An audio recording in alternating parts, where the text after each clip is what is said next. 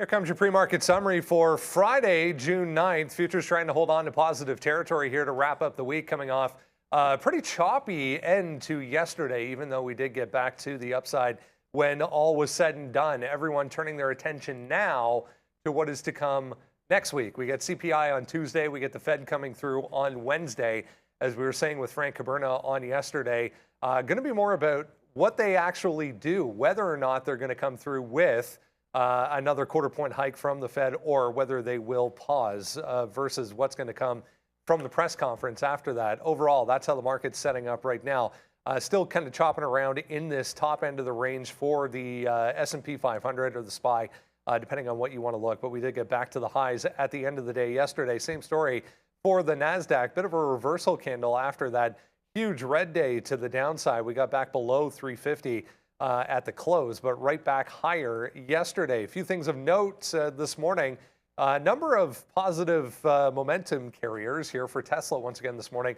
Here's one of them. Wedbush with a price target increase to 300 from 215. On top of that, GM comes out after the close yesterday on a Twitter Spaces with, Elon Musk announcing that they're going to follow Ford by adopting Tesla's charging network infrastructure. So GM to the upside on that as well. We'll talk about all of that coming up.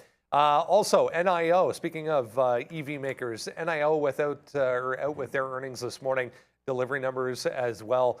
It was higher initially, but we're giving some of that back for NIO shares right now. So we'll touch on NIO, see if there's a trade to set up today. DocuSign also higher after a surprise Q1 beat. They actually raised their full-year revenue forecast as well. So a nice look here, pre-market for DOCU. Fisker, following Lucid yesterday, they're going to open a China delivery center and also talk about some manufacturing possibilities there as well for FSR. Yeah, CVNA has to be back on watch after what happened yesterday. Look at that daily candle. Absolutely monstrous for the highly shorted name. No additional news this morning for Carvana, but still very active already in the pre-market here. Meta, they previewed some of their AI tools with employees yesterday, not causing much of a bump to the stock, but we'll see if we get any more headlines today for Meta. And a little one moving around here, SIEN, FDA nod on a breast tissue expander product that they make. It's a hardware medical equipment maker for CIEN. Grab the watch list, guys. Use that QR code, bottom right corner of the screen right now. We're coming up at 8:30. We'll see you then on TraderTV.Live.